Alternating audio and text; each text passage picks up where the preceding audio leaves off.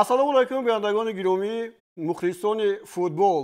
лаҳзаҳои ҳассос фаро мерасанд ва дастаи мунтахаби наврасони 17-солаи Тоҷикистон дар бозиҳои ниҳоии ҷоми Осиё дар Арабистони Саудӣ аввалин бозиашонро дар гурӯҳи Д мегузаронанд. Дар гурӯҳи Д ба ғайр аз дастаи мунтахаби Тоҷикистон, бозии авваламо ки бо дастаи мунтахаби Умон аст, ҳамчунин Эрон ва Кореяи Шимолӣ ҳузур доранд ва пеш аз ҳама ҳаминро ба шумо ёдрас шуданӣ ҳастам ки умуман 17-солаҳои Тоҷикистон дар бозиҳои ҷоми Осиё ҳамеша пешсаф буданд ва мо 2 маротиба ба ҷоми ҷаҳон рафтаем ва имсол фурсат ҳаст ки боз ба ҷоми ҷаҳон равем, зеро ба ҷоми ҷаҳон рафтан хеле осон шудааст. аз 4 гурӯҳе ки дар Осиё ҳоло ҳунарнамоӣ мекунанду дар Арабистони Саудӣ мегузарад, якбора 8 даста якбора ба ҷоми ҷаҳон мераванд, яъне он дастаҳое ки дар зинаи аввал ва дуюм ҳастанд ба ҷоми ҷаҳони минбаъда хоҳанд рафт. ба ҳамин хотир имрӯз дастаи мунтахаби Тоҷикистон дар муқобили дастаи Умон ҳунарнамоӣ мекунад. ин дастаҳо якдигарро хуб мешиносанд, зеро мо дар бозиҳои интихобӣ аллакай бо ин даста вохӯрдаем ва бо ҳисоби 2-0 ғалаба ба даст овардаем. ин барномаи пеш аз бозӣ аст ва бо ман Муҳаммадҷон Ҳабибуллоев ҳастанд. хуш омадед ба барномаи мо ва имрӯз мо дар бораи ҳамин бозиҳое ки дар Арабистони Саудӣ мегузаранд ҳарф мезанем. аз дастаи мунтахаби Тоҷикистон шумо чиро умед доред ва ин бозӣ чӣ гуна бояд хотима ёбад? саломат бошен. пеш аз ҳама мехостам ки бо як иди футбол ки дастаи наврасони мо дар ҷоми Осиё иштирок мекунанд ва хеле ки шумо гуфта гузаштед, як беҳтарин мубориза мешавад, барое ки бори аввал 8 даста ва бозиҳои ҷоми ҷаҳон мераванд ва албатта мо шабу рӯз фақат натиҷаҳои хубро аз дастаи наврасон интизорем. ташаккури зиёд дӯстони гиромӣ. мухбири мо ин лаҳзаҳо Иномиддин Аҳмадзода дар кишвари Арабистони Саудӣ ҳастанд, дар шаҳри Ҷидда ҳастанд ва ин лаҳзаҳо дар майдони варзишие ки ҳоло бозӣ байни дастаҳои мунтахаби Тоҷикистон ва Умон сурат мегирад истоданд ва ҳоло моро хуб мешунавед. Иномиддин, имрӯз чӣ гуна аст тайёриҳои дастаи мунтахаби Тоҷикистон ва мураббиён пеш аз оғози ин бозиҳо чӣ гуфтанд, чунки рӯзи дуюм аст ки шумо бо ин даста ҳастед?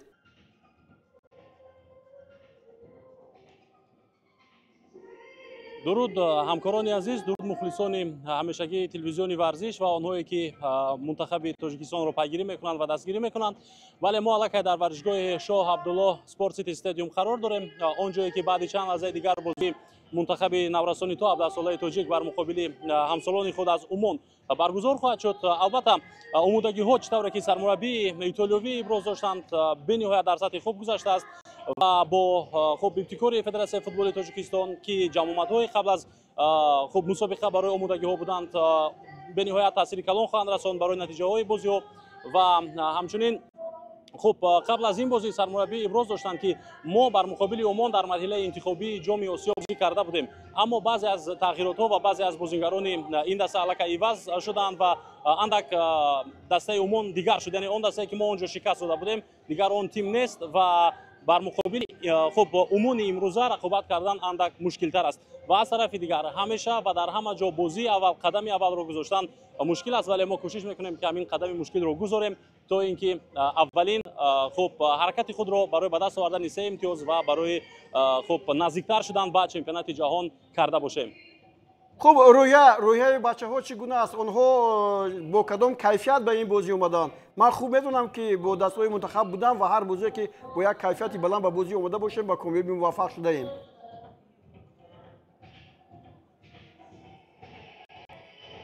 در حقیقت همین طور هم هست. نورسان تاجیک به نهایت روحیه خوب دارند و مهمتر از این حالت ها باز یک چیز دیگر رو میتونم من اینجا برای شما ارائه کنم، اینکه روزهای قبلی هوا در شهر جده به نهایت گرم بود و در هوای گرم بازی کردن در چنین وقت شاید مشکل هم برای نورسان ما می بود، ولی امروز خوشبختانه با وقتی بازیگران ما هوا به نهایت خوب است، هوای ابری و گرم نیست، هوای ساخن است، خیلی مساعد میتواند باشد برای برگزاری بازی در برابر روحیه عالی فوتبال بازان ما. همچنین هوای مساعد میتواند تاثیر خوبی خود را به بازی بچه‌ها بگذارد، چون که ما میدونیم اقلیم عمان نسبتا گرمتر است و بازیگران عمان مطابقند با چنین آب و هوا، اما برای بازیگران ما میتواند این اندک مشکل باشد، ولی خوشبختانه امروز همه چیز تابع دل ما است و فقط یک چیز رو انتظاریم، غلبه رو. تشکر زیاد. باز یک سوال دیگر دارم، چون شما گفتید که الکای سرمربی دسته منتخبی تاجیکستان راجینی گفت که ما این دسته رو با حساب 2-0 مغلوب کردیم و امروز هم ما با کاملا باوری داریم که با مغلوبیت دچار میکنیم. سرمربی دسته منتخب عمان در چه عقیده است بعد این شکستی که در سنگاپور این بازی رو برگزار شده بودند؟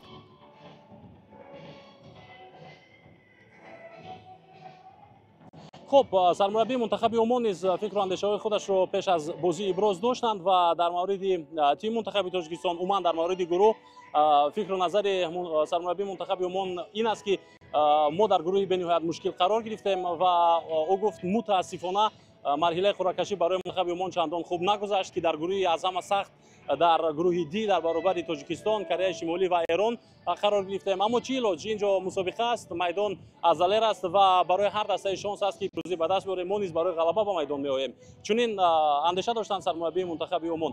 اما آنچه که ما در فضای داخلی نورسان تاجیکستان میبینیم امیدوار کننده است و باور دارم که نتیجه خوب نصیب منتخب تاجیکستان خواهد گشت.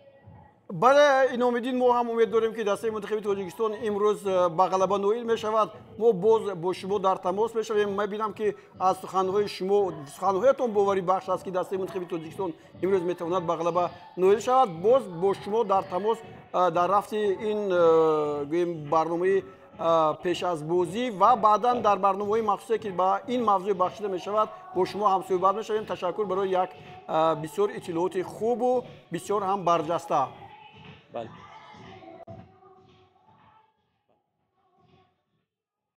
خب طور دیگر در حقیقت مربیان هر دو میگن که امروز بسیار آماده هستند، اما دسته منتخب تاجیکستان در این پای ما سال 2024 این بازی ها بودند با حساب 2-0 غلبه کرده بودیم. اون من فکر میکنم که در همین گروهی که ما بازی میکنیم دسته ایران، کره شمالی و عمان یک دسته ضعیفترین است در گروه ما. این فکر شخصی من است. برای این باید ما امروز 3 گل به دست بیاریم. بازی اولین است. همه بازی از بازی اول بهت وابستگی دارد و امروز که ما دیدیم هیئت دسته را که مربیای ما هیئت دسته را معین کردن و امروز ما با فکر ما با یک سیستم 4-4-2 بازی میکنیم برای اینکه چقدر که میبینیم دو حملهگر مربیای ما با میدان برآوردن، محمد جان و با دو حملهگر با میدان برآمدیم. فکر میکنم که ما امروز فقط باید در فشار باشیم، بسیارتر در خط هجوم بازی خود را نشاندیم. البته محمد جان نظریف هم در اون بازی که ما داشتیم با حساب 2-0 غلبه کردیم، 2 توپ رو ماست محمد جان نظریف زد. بله و فکر میکنم که امروز ما تمام مرحله های تیاری را دیده گذاشتیم و اون بازی که ما در بازی تیاری که در بلاروس دیدیم، در عرب دیدیم، امیرات عرب و اون تیاری که در سعودی بود، یک چند 5 مرحله تیاری را ما گذاشتیم و امروز باید فقط ما برای غلبه و میدان میبریم. بله شما اگر دیده باشد وقتای اخیر اینجا بعد از اون که ما لکه تیاری درودروز بیش از 1 ماه در قطر هستیم و بعدا در شهر ابها عربستان سعودی هستیم، بچه‌ها خوب آماده شدن. حالا اینجا شما فوتبال بازی ما رو میبینید که آخرین لحظه ها پیش از بازی با هم صحبت میکنن. خوب اینجا مربی ما رجینی هم اینجا نقشه های خود رو میگذارد، ولی به هر نحو در جام رشد در بلاروسیا آنها اونقدر نمایان نبودند. عموما بازی که در آسیا می شود و بازی که در اروپا البته یک فرقیت خود رو دارد و بعدا در هر یک مسابقه پیش از بازی اساسی مربی می خواهد که یک هیئت اساسی خود رو معین کند. برای همین می تواند که هر یک بازیگر رو امکان دهد که با میدان برآید. برای همین فکر میکنم مربی ما که در این مسابقه اشتراک کردن پیش از همه با نتیجه چی نکردن، فقط با هیئت که اساسی هیئت رو با همین بازی که جام آسیا که امروز آغاز شد برای همین تیاری دیدن. شما البته قسمی از این بازیکنان رو خوب میدونید، ولو صحبتی داشتیم که شاگردای ما هم اینجا هستن. بله در خط محافظت عبدالصمد خیلی که میبینیم بازی میکنه در هیئت اساسی است و فکر میکنم که عموما موسم 2025 رو عبدالصمد عموما در هیئت دسته سردار نگذراند، اما اگه 3 تمرین اشتراک کرد، فقط در مشق تمرین های دسته نورسان بود و من فکر میکنم که مهنتی و خیلی با دسته میرسد. سوال دیگر گفتیم دستگاه منتخب شما علاقه پیشکی گفتید که تاجیکستان ایران و بازی‌های جام جهانی میروند، اما من فکر میکنم که عمان و کره شمالی هم آسانگذار نیستند. درباره عمان شما نظرتون چگونه است؟ کره بهتر از عمان است یا که برعکس عمان بهتر از کره شمالی است؟ با فکر من فکر شخصی من که دسته ایران و کره شمالی بهتر است، برای اینکه ما با دسته عمان بازی کردیم و عمان با چی سیستم ما بازی میکرد. مربی ما هیئت دسته عمان هم شناسند، برای اینکه ما در بازی گروهی در سنگاپور در یک گروه بازی میکردیم و فکر میکنم که امروز مربی سرمربی دسته ما خیلی خوب حریف رو آموخته است. بله دوستان گرامی، همین رو هم گفتنی هستیم که با این فوتبال بازانی که حالا در عربستان سعودی هستند و بازی میکنند، رکوردهای نهایت زیاد در با اینها با نامشون ثبت شده است و ما دسته گوام رو در بازی‌های انتخابی با حساب 33-0 شکست دادیم که این نتیجه از همه بزرگترین در آسیا است و همچنین محمد جان نظریف گل‌های بیشتری زد که او هم یک رکوردسمن است و شاید به کتاب گینس و حالا که با ما تا دقیق این مسئله نرسیده است به کتاب رکوردهای گینس هم شامل شود. بله البته این بازی بود که نه فقط در آسیا، بیرون از آسیا، خیلی که ما در اخبارات اروپا هم دیدیم بازی بسیار خبر دادن از حساب بازی که 33-0 بازی انجام یافت و یک رویه خیلی خوب برای بازیگرای ما هم همین بازی بگیم. البته دسته ضعیف بود گوام، لیکن یک رکوردی بگیم یا نتیجه خیلی خوب نشون دادن بچه‌ها. خب به هر نحو در تاریخ نوشته میشه. بله دوستان گرامی، ایران امروز با کره شمالی بازی دارد. یک بار بعد انجام بازی بین دسته‌های منتخب تاجیکستان و عمان که ما می‌خواستیم بعد از بازی هم بکنیم اما اونجا فرصت نیست چون که بازی بین دسته‌های منتخب ایران و کره شمالی آغاز می‌یابد. از همین خاطر استفاده کردیم. بازی دومی دسته منتخب تاجیکستان محض با دسته منتخب کره شمالی است. عموما خیلی که می‌بینیم نقشه ما خیلی خوب است، همین بازی ما خیلی خوب مونده. اول با دسته عمان، بعداً با دسته کره شمالی و بازی مشکل فکر میکنم با ایران میشود. برای همین البته یک پای در پای بازی ما خیلی خوب اومدن. یعنی دو دولتی که به زبان تاجیکی فارسی حرف میزنن در آخرین بازی میتونن که خب من نمیدونم در فوتبال که بسیار نمیشود اما حالا چون رسانه‌های اجتماعی بسیار خبر میتین هنوز از دوره‌های اتحاد شوروی درباره گفت و شنید بازی فروشی و بازی خرید هم هست، یک استحاله هم شاید باشد اینجا. چی میگید شما؟ اما در فوتبال نیست، این چیز کسبی است.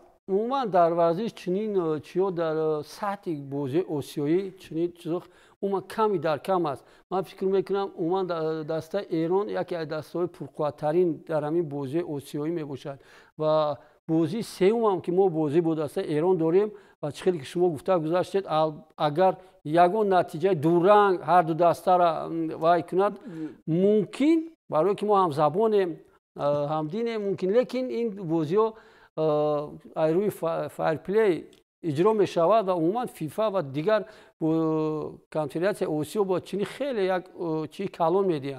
بله در حقیقت این یک سوال بود شوخی آمیزانه به خاطر اینکه بعضی حالت‌هایی هستند که در فوتبال هم رخ میدن، اما به هر نوع در عربستان سعودی علاقه بعضی از نتیجه‌هایی که به دست اومدن چون از روز 3 اپریل تا 20 اپریل این بازی رو میگذارند نتیجه‌هایی هم به دست اومدن که تماما عجیبند.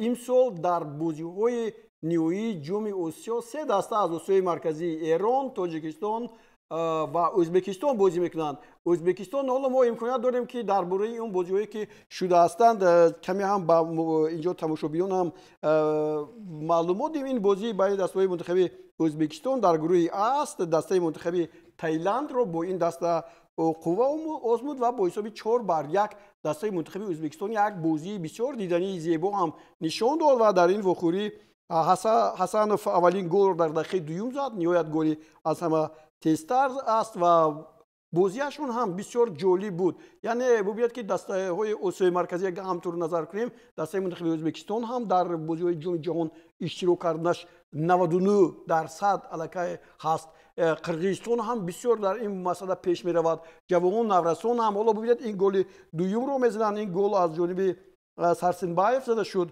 دقیقه 13 بود بعد از این الیف در دقیقه 40 مکس از تایلند یک توپ رو به ثمر رسونید.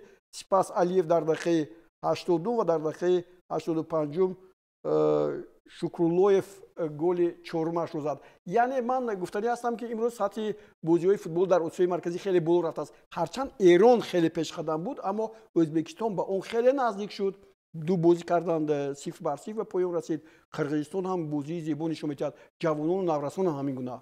بله و خیلی که ما می‌دونیم امروز بسیاری مربیان فدراسیون فوتبال ازبکستان با فدراسیون فوتبال اسپانیا خیلی گفت و شنیده و همکاری زیاد دارن، برای که بسیار مربیایی که در دستای نورسان کار میکنن از دولت ازبکستان و دستای جوانان رفته در اسپانیا بگیم یک کورسای مربیگی هم گذاشتن و عموما چی دستای نورسان جوانان ازبکستان خیلی پیش رفته است، برای که کم بیش 10 تا اکادمی دارد ازبکستان. بسیاری دستای ازبکستان صاحب اکادمی هستند و عموما برای رشد یافتن فوتبال نورسان جوانان خیلی کارهای زیاد میکنند.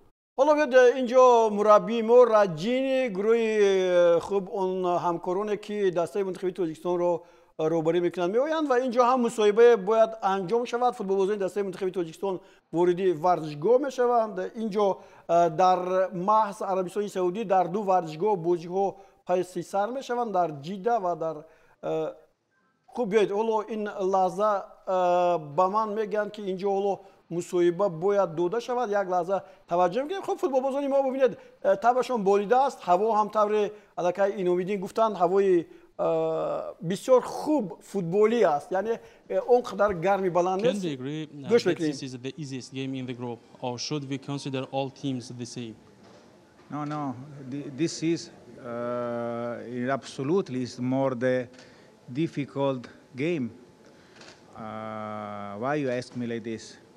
Because Oman and all the team that we play against is more strong like our team. But we prepare, I hope we prepare in a most good way as possible to affront this match. And the first match for every competition is one more the difficult match too. For this is for us is fundamental this match, because this match they give the booster for the next match and the next match again. The guys they know this one, and for this is I want to answer your question to say in a positive way. It's the most important and more difficult match. Thank you for your answer. Good luck. Thank you very much.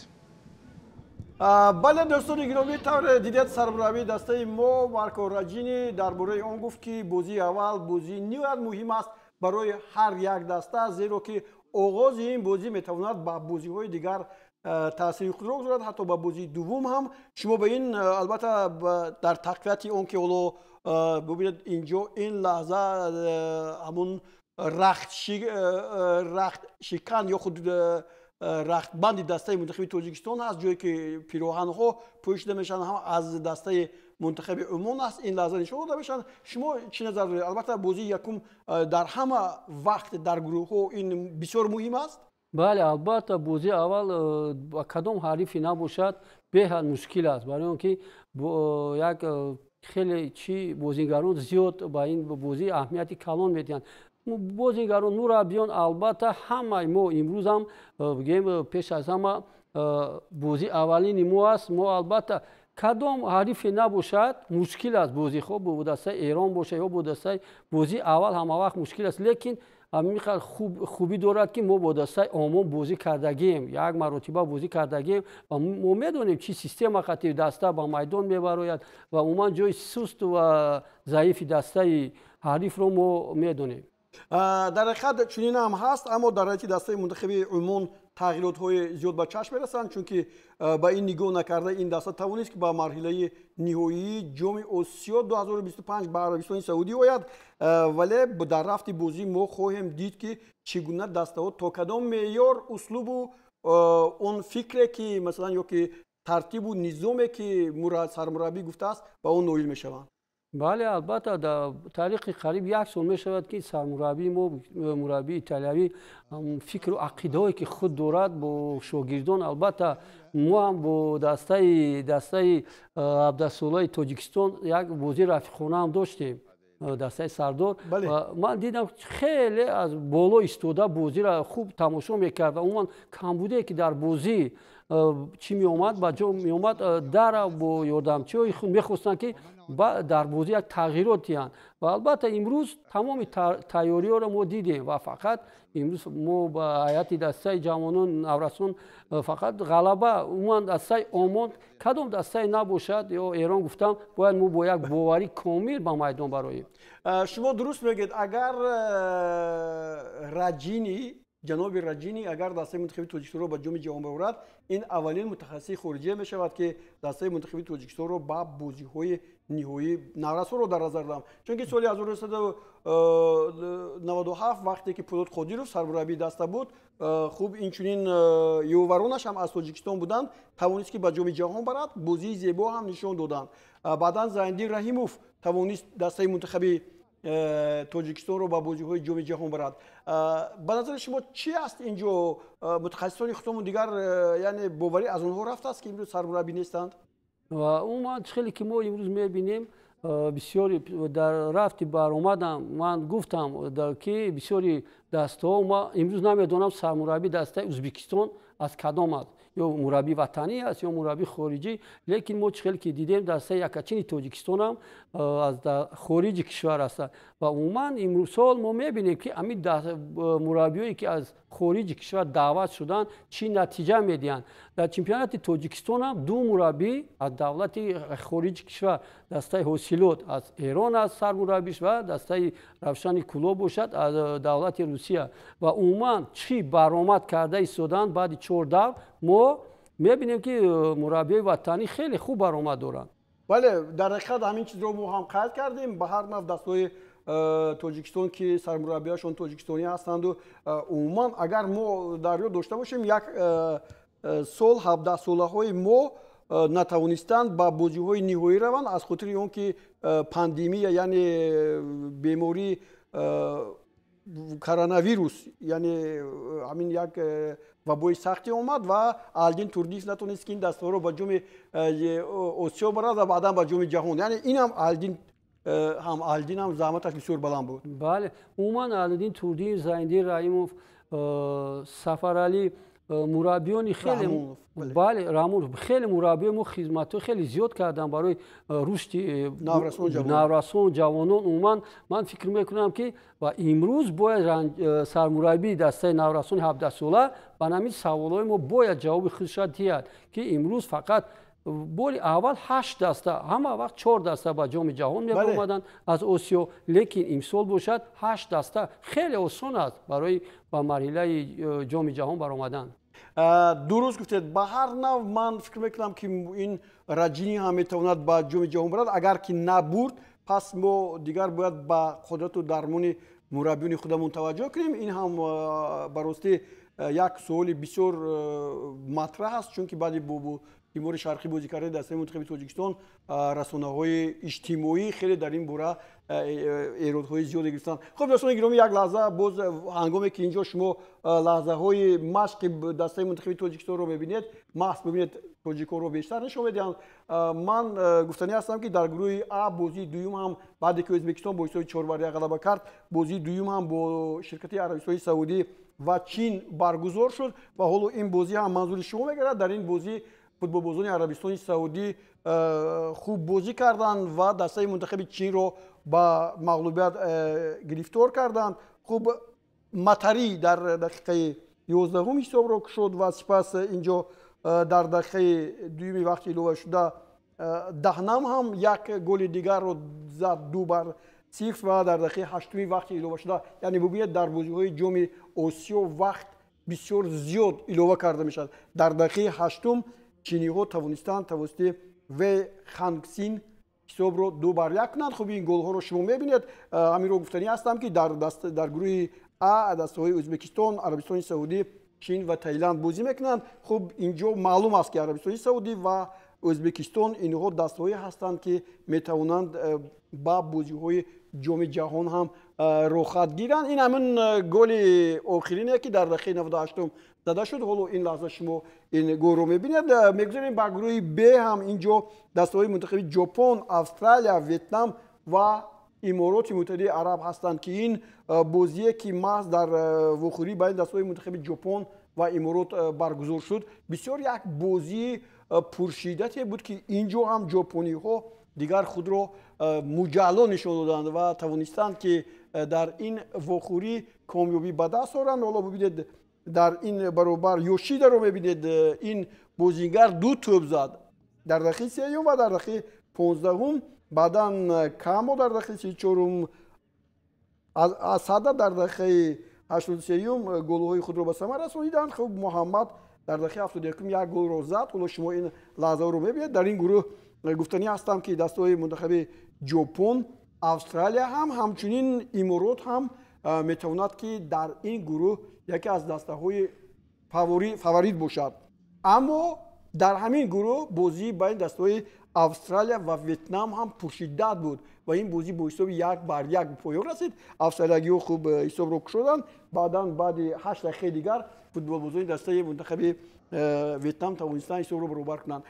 تناسب این گروه رو چگونه ارزیابی می‌کنید وقتی استرالیا با دسته منتخب ویتنام 1-1 بازی بکند؟ بله البته حسابی بازی که دسته ویتنام اون فوتبال ویتنام هم خیلی پیش رفته است. چی دسته یکچینش بازی خوبیشون داده ایستند و امروز می‌بینیم دسته نورسان با یکی از دسته‌های استرالیا که استرالیا در نزد خود همه وقت برای برآمدن با جام آسیا وظیفه میگذارند. جام جهان هست. جام جهان بله برای جام جهان. لیکن می‌بینیم که امروز ویتنام فوتبال ویتنام هم خیلی پیش رفت. من دسته سعودی را گفتنیم که و ما با دسته سعودی خیلی بازی زیاد کردیم، بازی رفیقانه قریب همه بازی ما هم بغیر از یک بازی که ما مغلوب شدیم دیگه همه بازی ما دورنگ انجام یافته بودند. من فکر میکنم امروز هم دسته تاجیکستان دسته ما باید یک بازی خیلی در دور اول البته باید یک نتیجه خوب باید ایشان داد.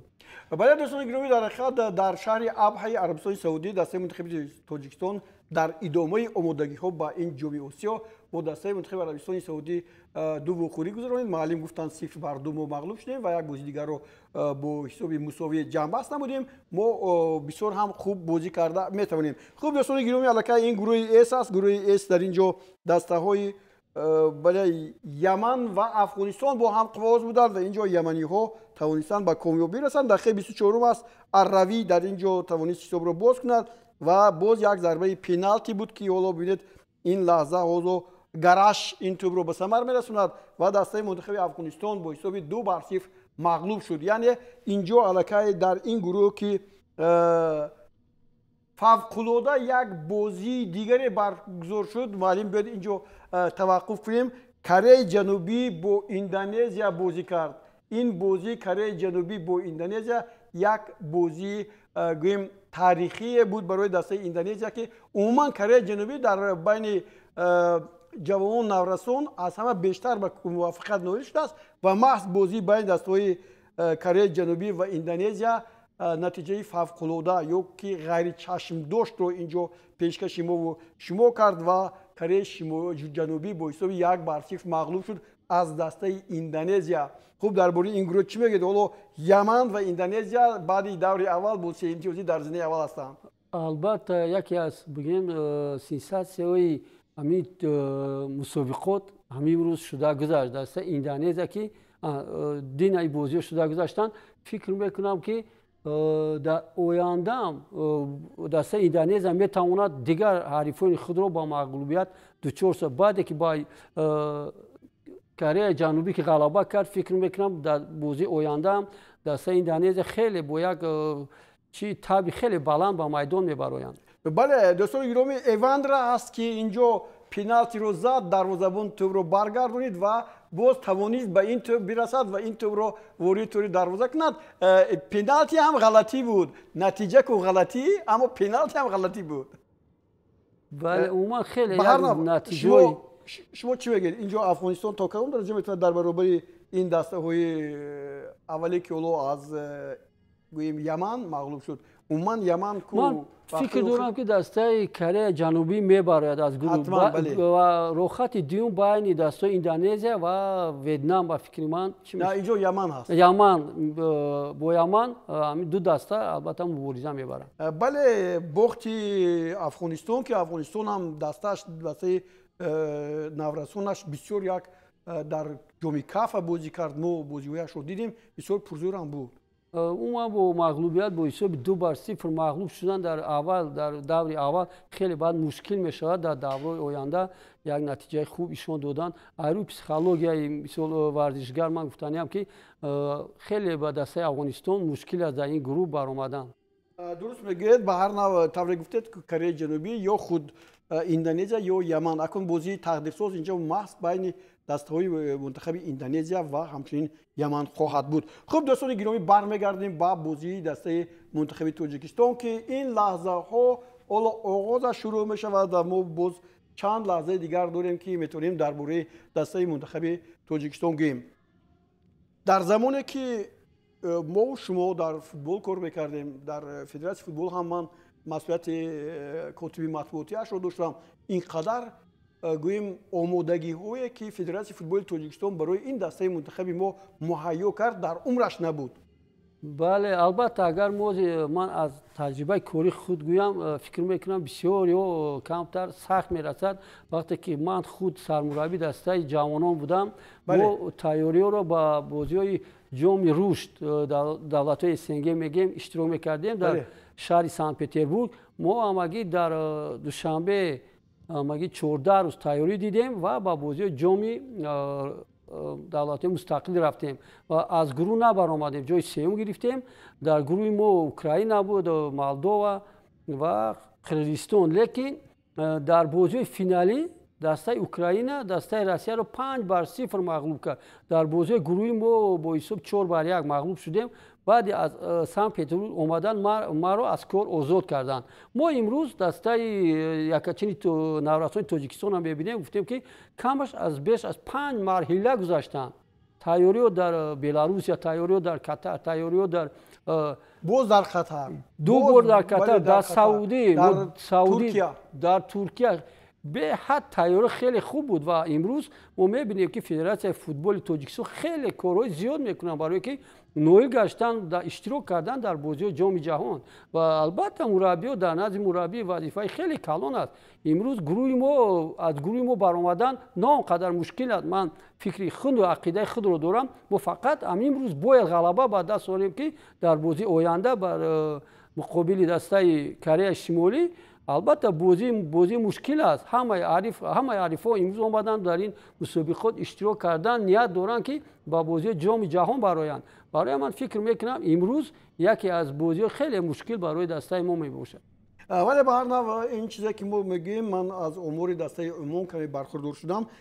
آنها سالهای گذشته 1996 عنوان چمپیونی رو در آسیا به دست آورده هستند.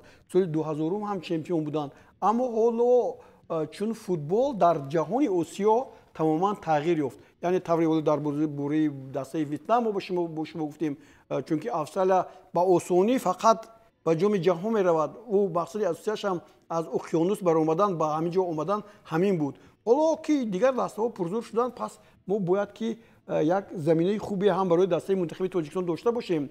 حالا وقتی که به هیئت دسته منتخب تاجیکستان نظر میکنیم در دفتر پیتر شگرت یک نوع جوانکنی دسته به چشم رسید. حالا همون دسته‌ای که سال 2024 در جام آسیا بازی کرده بودند فقط همون با همون تکیه کردیم ولی اکثر بازیگران ما در هیئت دسته‌های خودشون در ذخیره نشستند. بله خیلی که ما در بازی رفیقانه با بلاروس گفتیم فکر من است که من میخواهم که در دسته یکچین در ذخیره باید فقط بازیگران دسته جوانان باشند. هیئت اساسی باید از بازیگران پرتجربه خیلی که ما دسته بلاروس را دیدیم در قسم اول جوانان را با میدان برآوردن در قسم دوم بازیگرانی که هیئت اساسی بله خیلی تجربه کلان داشتن و ما هم باید همین چنین چیزا باید اجرا کنیم. مثلا من بسیار میخواستم که در هیئت ذخیروی بازیگران از دسته جوانان باید باشند برای که در سال 2007 که من سرمربی دسته یکچین بودم дар ҳайати захиравӣ дар ҳайати дастаи Якачин Фатуллоев, Нуриддин Давронов, Дилшод Восиев, ин бозигароне ки ҷавон буданд баъди ҷоми ҷаҳон. мо инҳоро бо дастаи Якачин даъват кардем. вале бубинед ки баъди ҷоми ҷаҳони соли 1997 ҳамин бозигарон дар имрӯз муттакиҳои дастаи мунтахаб шуданд. Фатулло бисёр бозигароне буданд ки шумо Нуриддин Давронов, аммо ин бозигароне ки баъдан дар ҷоми ҷаҳон ширкат варзиданд хеле кам ҳастанд дар майдонои футбол. ин ҳам як масъалаи ниҳоят ҷиддӣ аст. бале чӣ хеле ки мо медонем соли 2019 ки Зайнир Раимов бо дастаи худ дар ҷоми ҷаҳон дар Бразилия иштирок кард, бозӣ кард ва имрӯз мо ҳамун бозигаронро ҳамашонро мисол натонистем нигоҳ карда натонистем. Фақат як ду се бозигаре ки имрӯз дар дастаи клуби Артиш ҳастанд ва Соиров ҳастанд дар Осилот. ҳамин бозигаронро мо бояд имконият бидиҳем ки дар дастаи Якачин бозӣ кунанд. таҷрибае ки инҳо доранд дар ҷоми ҷаҳон иштирок карданд ва фикр мекунам ки мо ҳоло сармураббии дастаҳоро дидем. бале дар ин ҷо биёд ки сармураббии дастаи мунтахаби Тоҷикистон ҳам бо ёваронаш дар ин ҷо ҳастанд, чунки бозигаронро аз назар мегузоранд. дар ин ҷо ҳоло ба ман ишора мекунанд ки вақти барномаи мо ба поён мерасад, чунки дар пеш бозӣ шурӯъ хоҳад шуд ва Гулрӯз омодааст ки ин бозиро дӯстони гиромӣ ба шумо шаҳр диҳад. дар ин бора боз шумо барномаи телевизиони варзишро хоҳед дид ки дар бораи маҳз бозиҳои ҷоми Осиё 2025 дар кишвари Арабистони Саудӣ ба шумо ҳарф мезанам. аз ҷумла барномаи футболи Осиё ки ҳар ҳафта барои шумо пешниҳод мегардад. бо шумо ман будам Аловиддин Буриев ва Муҳаммадҷон Ҳабибуллоев. ин ҷо Иномиддин Аҳмадзода ҳам буданд ки бо мо ҳоло бо он кас хайру хуш кардем. ҳоло дар ин бора боз баъди бозӣ ҳам рӯзе мерасад ки шумо боз суханҳои моро хоҳед шунид. хуб дӯстони гиромӣ, бо умеди он ки дастаи мунтахаби Тоҷикистон дар бозии аввалаш бар Умон бо ҳисоби ақаллан 1-0, 2-0, 2-1 намедонам кадом ҳисоб бо 3 имтиёз бозиро ҷамъбаст мекард. хушҳол мешудем ва ба футболбозони дастаи мунтахаби Тоҷикистон барори кор хоҳонем. бале хайр, биёед як ҷое тамошо мекунем.